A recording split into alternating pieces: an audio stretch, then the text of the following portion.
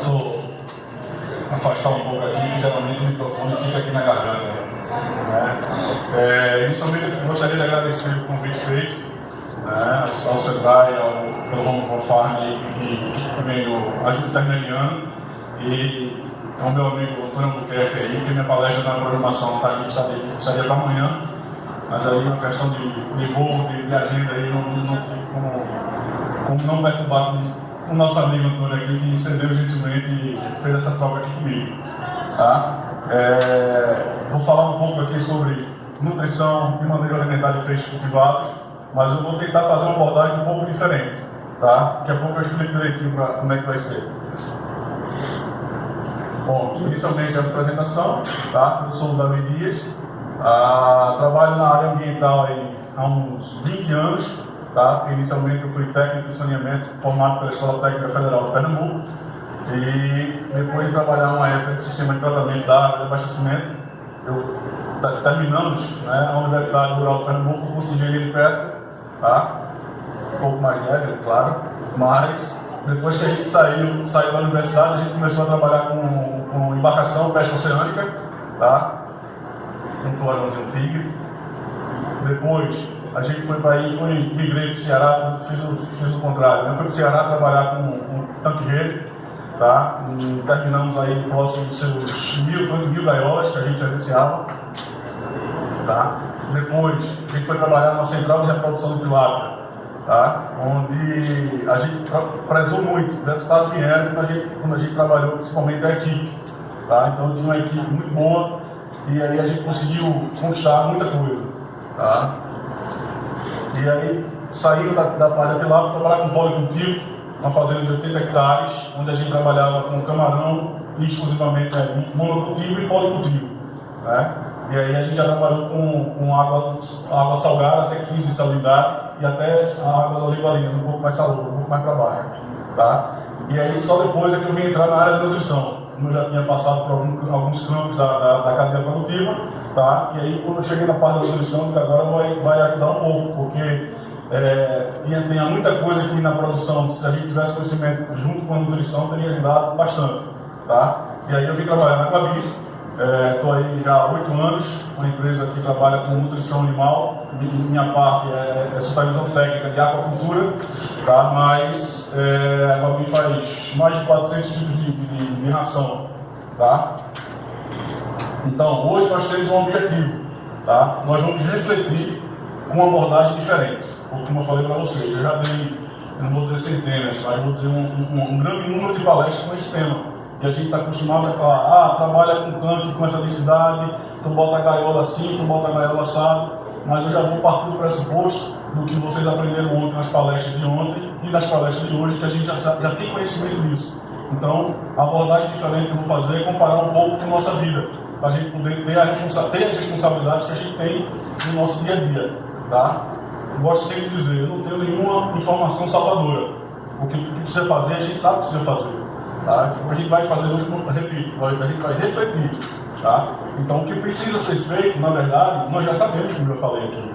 Tá? A gente vai ver que, em muitos casos, nós precisamos mudar a atitude e não mais investir na minha propriedade. Nós temos que assumir os riscos dos nossos atos, ou então arcar com as consequências. Essa é uma escolha que a gente vai ver aqui o que é melhor. Tá? Então, como eu falei, vou trazer primeiro um exemplo para a gente. Vamos falar um pouco da nossa vida, a vida humana. Como é que é a consequência dos nossos atos? Eu estou na estrada, para lá, placa, 100 km para carro pequeno, 80 para carro grande, e eu resolvo o quê? Não, eu tenho duas opções. Ou eu acato a velocidade, que alguém estubrou com aquilo ali, ou simplesmente eu vou acelerar. Então aí o cidadão passa 180, no meu exemplo seria uma velocidade de 100. Então isso pode acontecer ou não. Mas o que está em risco é a minha vida, é a vida do condutor, é a vida de terceiros, que é pior ainda. Tá? Então eu tenho que discutir, eu vou discutir comigo mesmo. Eu vou assumir esse risco ou não. Tá?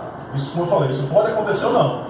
E se acontecer, não é todo mundo que quer a visita dessa criatura, não. Tá? Então eu preciso assumir os riscos. Da mesma forma que os caminhoneiros hoje, ele tem a lei para os caminhoneiros, para poder parar a cada tantas horas, descansar, como está aqui. A cada quantas horas, de 4 em 4 horas, hora extra. Então já existe uma coisa que regulamenta. Mas o caminhoneiro ele tem a opção. Ele pode fazer a escolha. Ele pode parar e descansar, ou ele pode seguir direto e aí muitas vezes, erroneamente, fazer uso de drogas para poder ficar esperto e prosseguir. Ele tem escolha para fazer. Tá? E aí, isso pode acontecer ou não. Eu vou querer arriscar? Nesse caso aqui, eu posso dizer para vocês que as pessoas que estavam nesse carro aqui sobreviveram e o motorista desse caminhão também sobreviveu.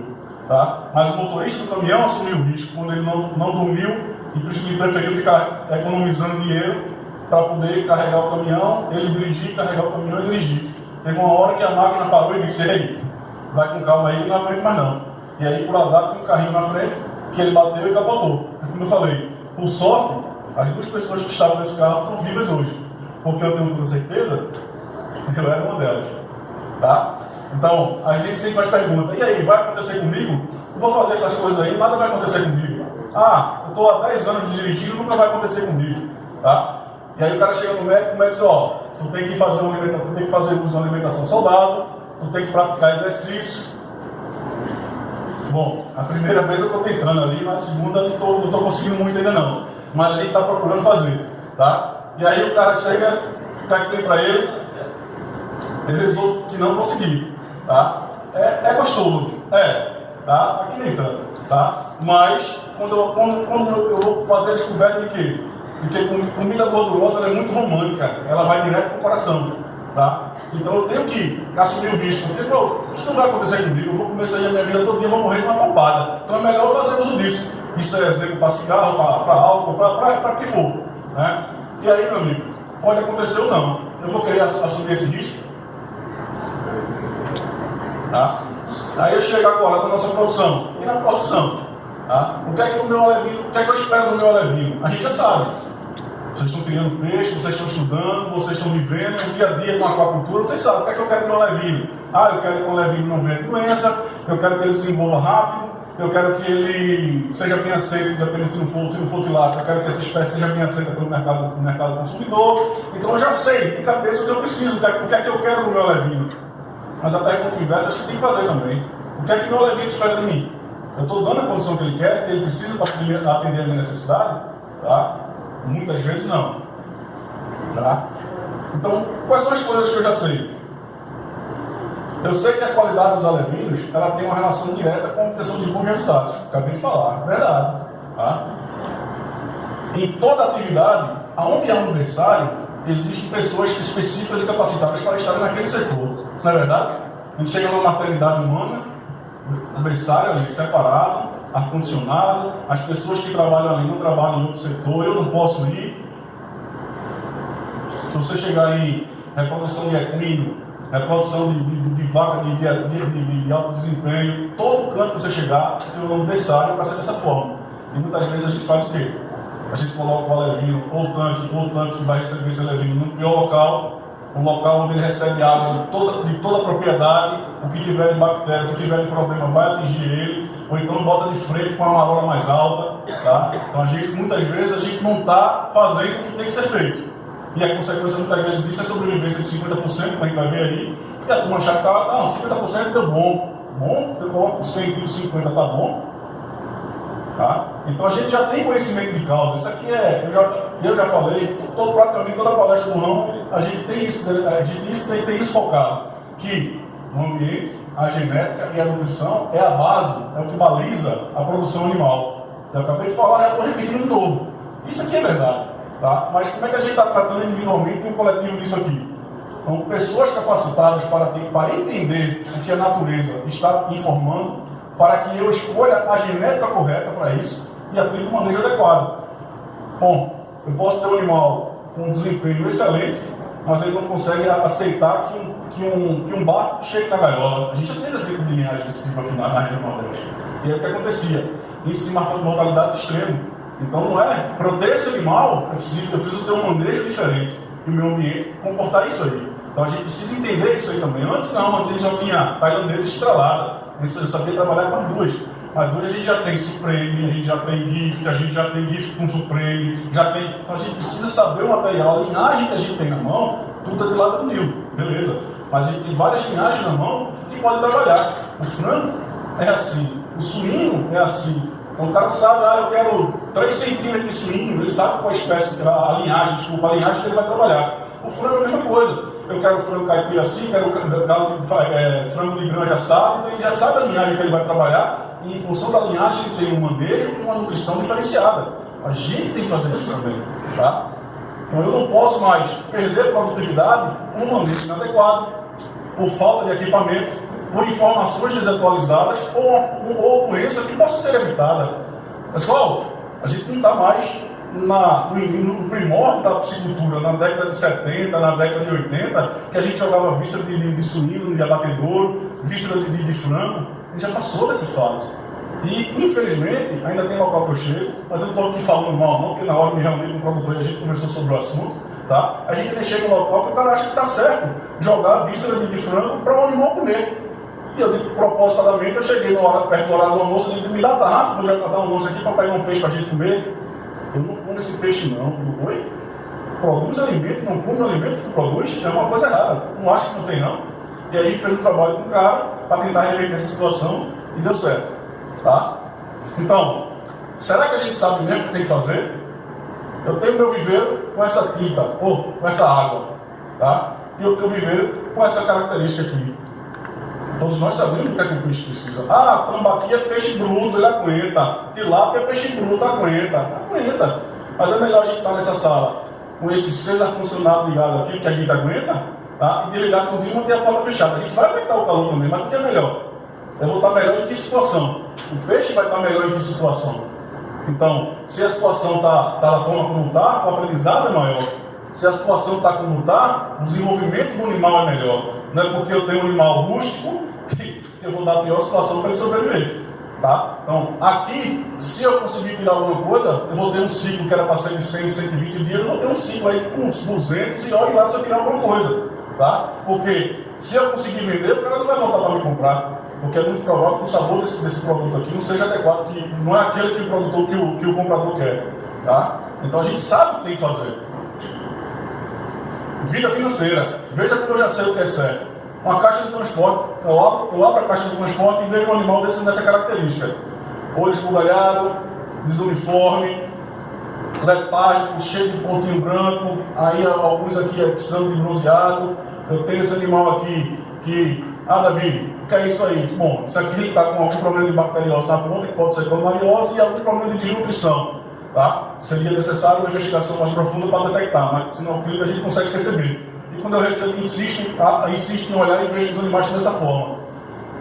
Eu não quero esse peixe. Aí eu quero que acabou o peixe. Dirigir a madrugada toda, cara. Recebe aí. Na contagem, na próxima compra, a gente dá a diferença. Aí ele ataca quem? O sentimento nosso de ajudar. Eu já recebi peixe dessa forma, mas aprendi na porrada que isso aí eu não preciso mais fazer. Porque é um problema que não era meu. Quando eu chego num açougue para comprar uma carne, que eu olho e digo aquela carne ali, ele pega uma daqui, e se não tiver com qualidade que eu estou olhando, eu não vou aceitar. Feijão, do mesmo jeito. Se eu quero aquele feijão, o cara me dá um mais perto do que feijão, eu vou recusar. Porque é um produto que vai me dar dinheiro para comprar feijão e carne, né? De preferência se fosse carne de peixe era melhor, parou de crescer, porque o desenvolvimento dele parou. Aí o animal se comprometeu nessa fase, e você não vai se lembrar depois que o problema foi esse. Vai culpar quem? Vai culpar quem chegar na sua propriedade. Ou o fornecedor de nutrição, ou o cara do alevino, mas não vai saber por quê. Teve um problema no carregamento para não prejudicar o caminhoneiro que você aceitou. Tá? Eu aprendi da pior forma possível. Então são animais acometidos de doença, letais, um depuramento mal feito, uma depuração mal feita e com mortalidade na caixa. Limpa aí, tu recebe. Faço mais não. Devo receber? Devo arriscar? Ainda sobre o mesmo tema, a mesma situação, só que com um cenário diferente. Aí lá para uma caixa de transporte está com essa situação. Opa, não tem mais desse não. Se não tem gaiola não arrumo para lugar. Eu vou querer esses animais na minha propriedade. Tá? Uma depuração bem feita, um animal ativo, uma mortalidade zero, livre de doença, livre de patógeno. É esse animal que eu tenho que querer. Chegou na minha propriedade, eu tenho que desligar a tomada do meu viveiro, tem que estar com peixe, meu tanque tem que estar cheio, para poder verificar isso aqui. Ó. Porque isso aqui está diretamente ligado, vocês viram ontem na palestra do Carlos, tá? A importância, quanto tempo foi dado no item recebimento de animal pequeno, no camarão correlável aqui no nosso caso alevino, o tempo que foi dado para poder explicar aquilo dali. quem planta milho, ninguém compra semente de milho fajuta para poder plantar, porque sabe que não vai colher, a espiga não vai dar o que precisa dar. Milho, feijão, o que for. Então aqui tem que ser do mesmo jeito, pessoal. É um produto que chega, o cara não vai que lida com cavalo, com gado e leite, ele sabe se aquela vaca que ele comprou, aquela linhagem, vai dar 50, 60 litros. Você sabe, ele também sabe que vai dar 30, 20, 18, 10, 12, tá? Então, isso aqui a gente precisa tomar atento, tá? Se não, pode acontecer ou não. Eu posso receber o animal naquela primeira situação e tudo bem, porque depois foi compensado, tudo bem, mas muitas vezes isso não acontece. Eu não quero arriscar. E vocês vão querer arriscar? Tá? Na hora da aclimatação, a mesma coisa. Eu sei como é que eu tenho que aclimatar. O animal chega, eu tenho que ir devagar, preparar temperatura, oxigênio, e os outros parâmetros que a gente não analisa, porque a gente só tem esse equipamento aqui, mas a gente sabe que tem que ser feito devagar. Tá? Aqui é uma situação, muitas vezes acontece com quem recebe um saco. O cara bota lá, não, está certinho, 10 sacos em cada gaiola, 10 sacos em cada viveiro escavado, e aí o cara começa no lucro, quando chega nesse último aqui, meu amigo, os peixinhos já estão cozinhados.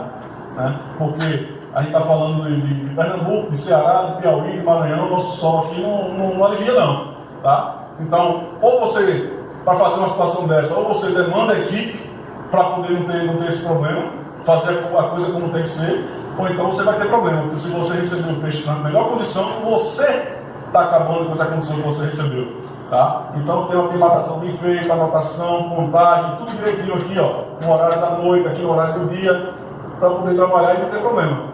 Tá? Aqui é um recebimento de alevino. O caminhão está lá fora, tá? E ele pega aqui, ó, bombeia aqui para cima, e esse peixe já está sendo contado aqui na peneira, ele vem com gravidade, a água empurrando, ele já vem caindo aqui embaixo. Nesse caso aqui, ó, são gaiolas grandes, cada transfiche desse é com uma gaiola. Ele já faz o trabalho aí, então ele já resolveu muitos problemas de mortalidade nessa situação. Tem um erro aí hoje? Tem, que a gente não se preocupa. A gente costuma chamar de água de lastro. Tá? Essa água que está caindo aqui, ela está indo diretamente para a barragem. Então, mas 100% das propriedades que a gente trabalha, que a gente faz trabalho, que a gente desenvolve, que a gente visita, não tem preocupação com essa água de lastro. Mas se você pegar um animal, isso é uma água que às vezes vem com antibiótico, às vezes vem com outros produtos lá, que com o tempo pode trazer problema para você. Tá? Então isso aqui é uma preocupação que a gente tem que passar a ter. Tá? A gente tem que evoluir nesse processo também. Tomar cuidado com essa água de lastro. Tá?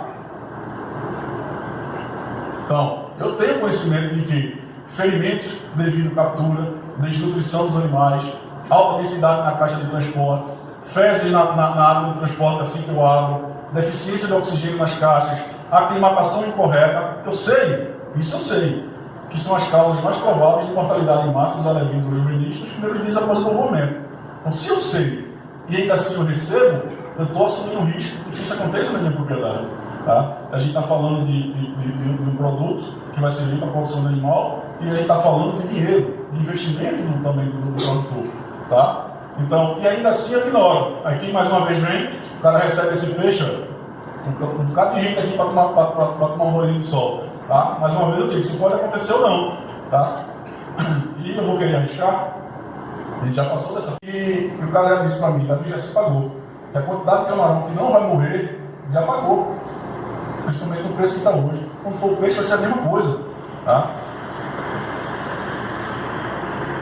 Então, essa pergunta eu já fiz, eu vou fazer de novo. Como é que a avicultura evoluiu? É um saco botar na boca de cada pintinho de um dia, vacina, e depois colocar lá. Se não fosse um conjunto de genética, manejo e nutrição, a avicultura não estava no nível que é hoje. Tá? Tem muita gente aqui que já trabalhou com frango e em alguma época da sua vida profissional. Sabe, antigamente era o que? 60 dias, 70 dias para se abater um frango. Hoje em dia, 40, 42 dias, está lá. Tá? É hormônio, como muita gente já ouvia, até de profissional da área, nutricionista, já teve uma discussão com ela por conta disso. É hormônio, doutora, por favor, vá se qualificar, vá estudar, porque não existe hormônio no manejo, na nutrição, e na gente isso aí trabalho genético junto com nutrição, junto com manejo. Tá? Não existe que o cara bota na propaganda assim, compre frango sem hormônio. Beleza, marketing é perfeito, pela falta de informação. Mas isso não se usa hormônio de crescimento, hormônio para. Enfim, né? A gente precisa ver muito isso. Suinocultura da mesma forma. Tá? Então o cara sabe hoje, se você cortar um suíno de 20 anos e olhar ele de frente, você vai ver que o que tinha de gordura espalhado no meio do músculo era uma coisa absurda comparado com o que é hoje. Que hoje, em função da linhagem, o cara sabe o tamanho do toicinho que ele quer em função da linhagem que ele vai trabalhar. Para poder vender com churrasco, vender com uma churrascaria, e seja lá o que for. Tá? Então, só conseguiu isso com a genética, a nutrição e o manejo, que aí eu entro com automação e tecnologia. Do contrário, não ia acontecer isso. Mesma coisa, a agricultura. Vai ser diferente isso com a gente? A gente vai conseguir crescer sem entrar tecnologia e automação na atividade? Sem a gente estar trabalhando com manejo adequado, com aquela genética que eu quero trabalhar? Não vai não. Então, o Piauí, tá? Eu estava vendo hoje e ontem ver a conversa, vai ser coisa de fofoqueiro, né? Mas acompanhando as discussões, tá? Aqui, então o Piauí tem a oportunidade, tá? De começar, vamos dizer que agora vai ser dado um salto imenso, tá? Mas vamos dizer que a gente vai recomeçar, tá? Da maneira correta, da maneira sustentável. Ninguém quer trabalhar hoje e amanhã arruma outra coisa para fazer. Se a gente quer viver da aquacultura, a gente tem que se preocupar com o material que eu tenho na mão e com o meio ambiente, porque senão a gente não vai fazer nada não. Tá? Ou então depois eu vou ter que fazer altos investimentos para poder fazer meu tratamento de água, a recirculação, para poder fazer isso tudo com um sistema super intensivo, que é importantíssimo e que está acontecendo, tá? Mas acontecendo ao seu modo, não forçado. A gente não vai reinventar a roda. Ninguém pode chegar e dizer assim, eu vou trabalhar com peixe hoje e eu vou ter... vou classificar no olho, principalmente tá bom, eu tenho que saber o que eu tenho dentro da gaiola. Tá? A gente não vai a tilapiocultura, a gente não vai conseguir reinventar o que já foi inventado. A gente precisa olhar, aprender a maneira correta e implantar no que a gente está fazendo. Tá? Então, não adianta eu fazer tudo isso, eu tenho a melhor genética, eu tenho o melhor manejo, tá? Se eu vou brigar para uma nutrição mais barata. E aí deixa de ser nutrição para ser alimentação, porque eu posso estar alimentado, mas não estar nutrido. A gente tem que brigar com os nossos fornecedores, como produtor, para que eu queira sempre a melhor nutrição para aquilo que eu tenho. Porque a gente acabou de ver aqui que nas outras atividades, se a nutrição não acompanhar, não vai. Tá? Eu tenho um cavalo de corrida, vou dar a ração de um pônei. Não vai, porque a ração do pônei é mais barata. Eu tenho um cavalo com um pônei, vou fazer o inverso, vou dar uma ração de cavalo corredor. Ele não vai crescer e ser um cavalo corredor, ele vai ser um pônei. A genética dele é para aquilo dali, eu já sei que eu trabalho com ela, tá? Nesse exemplo, não tenho nada com cavalo. Então, o que é que o mercado me oferece hoje com nutrição? Tá? Eu tenho que ter. Tá? Antigamente a gente achava que uma ração para janeiro e para dezembro era o mesmo produto. Tá? Mas a gente tem que ter em mente que não é. Eu tenho situações no país, água fria, água quente, chuva, estiagem, e eu tenho que ter a nutrição adequada para cada época do ano dessa. Vamos pegar os exemplos aí, vamos lá para o Japão, estava tendo uma apicultura, aquacultura lá há muito mais tempo do que a gente. E o que acontece? O cara tem lá, conhece o peixe que ele está trabalhando, e ele sabe que naquela época do ano, na água fria, o peixe, vou dar um exemplo, na água normal, água quente, cultivo normal, ele come 100 caroços de ração. E no período frio, ele não vai comer os 100, vai comer 10. O que é que o japonês faz? Pega as 100 rações, os 100 caroços de ração, compacta em 10 e oferece a ele. Por quê? Porque quando ele sair do período frio, ele vai enfrentar o período frio mais bem preparado. Quando ele sair do período frio, ele vai precisar de adaptação. Ele já entrou o calor, ele já começa a crescer. O tempo de reação dele é muito mais rápido. Tá? E às vezes a gente não faz isso aqui. A gente tem que pegar o exemplo e trazer para cá. Então, a gente tem muito alimento funcional na ração hoje, disponível para vocês. Então, o que são alimentos funcionais? São alimentos que aumentam a sanidade do animal sem ser medicamento. Porque existe uma cultura, a gente falava daqui a 5 anos, mas a gente falava isso há uns 2 atrás, tá? Que a Europa, os Estados Unidos vão abolir, em produção de alimentos, eles vão abolir medicamento, antibiótico. Tá? Eu vou esperar acontecer lá para poder começar a me mexer aqui? Não. Eu vou fazer meu trabalho antes que isso aconteça, porque quando acontecer eu já estou ali vendendo para ele. Tá? Então, se a gente tem disponível no mercado produtos que melhoram a sanidade do animal, sem que eu precise fazer uso de fármaco, não que fármaco não seja importante, é importantíssimo, mas eu estou corporizando, não chego na farmácia pedindo antibiótico, bota aqui o bezetacil? Não, é no momento que tem que ser, é um tratamento que tem que ser. Tá? Então, isso aqui muitas vezes a gente não faz isso na atividade da gente. Eu já recebo o peixe, já dou 7 dias de antibiótico, tá? Já vou receber o peixe com antibiótico, depois eu classifico do antibiótico, depois eu vou vacinar, dou antibiótico. Cara, o que a gente está fazendo? Vai chegar um momento, se já não chegou esse momento, que a natureza vai pedir a conta dela. A gente tem que ter responsabilidade também, eu sei que muita gente tem. A gente precisa cobrar, por quê? Porque a gente está falando, não está falando de Davi, não está falando de Célio, não está falando de Carlos. A gente está falando de uma atividade, e a atividade ela tem que andar da melhor forma possível. Tá? Então, aqui já foi feito esse vídeo ontem, mas é importante para a gente entender o que é que significa esses alimentos funcionais. O cara vê, o animal está com problema, vou entrar com antibiótico. Quando a gente vai fazer uma raspagem, a gente vê que não tem problema de bactéria. Ele está com problema de parasita. E antibiótico não vai resolver o problema dele. Ele só fez encarecer o custo de produção. Tá? Então, já estou finalizando. A agricultura vai evoluir. Isso é um fato. Tá? A gente está falando de produção de alimentos. Tem cada vez mais pessoas nascendo. Num mundo que ou se faz uma guerra, tomara que não faça, uma guerra para diminuir isso aí. Essa estratégia era feita antigamente, na Idade das Cavernas.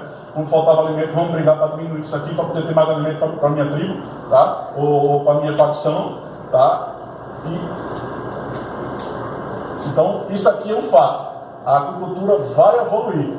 Mas o que é? Vamos fazer o que sabemos o que é o certo, ou a gente vai continuar cometendo as mesmas atrocidades que muitas vezes a gente comete hoje. Tá? Ou arriscar e a consequência de tomar uma decisão errada. A gente está numa situação hoje, eu estou aqui olhando o passado, o presente e o futuro está bem perto de mim. Tá? O Piauí está vivendo isso em ascensão. Tá? Essa situação tem um mercado do Ceará aí, que se a gente for fazer um trabalho lá, o Piauí poderia ter chegado junto com um estado vizinho e acabou ganhar toda a boca de cearense que gosta de tilápia. Mas, no entanto, a gente chega lá e a gente está vendo o preço do Espírito Santo, não tenho nada contra. Peixe de Minas Gerais, não tenho nada contra, que eu visito clientes lá também, tá? Mas é nosso vizinho aqui. Então, por que eu não estou aproveitando essa oportunidade? Porque eu não consigo produzir, aumentar minha produção de forma eficiente, tá? Para que eu atenda meu vizinho aqui nessa situação que ele está. Eu morei lá, eu posso brincar, eu morei lá durante muito tempo, dos meus 3 filhos, 2 são cearenses, tá? Eu posso dizer que eu tornei para gostar de lá. Tá? Então, o que a gente precisa é isso, é a gente saber que o futuro não está muito distante, ele está acontecendo, e a gente precisa saber que eu tenho que trabalhar com eficiência, eu tenho que ter responsabilidade. Não estou dizendo aqui que nós somos irresponsáveis, eu acho que o recado está sendo bem entendido, tá? Mas a gente tem a responsabilidade de fazer da melhor forma possível, tá? Tecnificando, que seja, botando automação, que seja, buscando uma genética melhor, que seja. A gente sabe o que tem que fazer, a gente precisa mudar a atitude e dizer assim, agora eu vou fazer. Mas senão o meu fornecedor da Levino não vai atender a minha expectativa. Mas eu tenho que cobrar para que ele atenda. Meu fornecedor de ração não vai atender a minha expectativa. Eu tenho que cobrar que ele atenda a sua expectativa. Porque o peixe está perguntando também o que é que você vai fazer para ele. A gente viu um dos primeiros slides. Tá? Então, eu agradeço a atenção de vocês, mais uma vez agradeço ao Tony por ter trocado aí o horário. Tá? E toda a equipe técnica da Guabi está à disposição de vocês para ajudar no que for possível. Um abraço a todos e sucesso na aquacultura. Tá?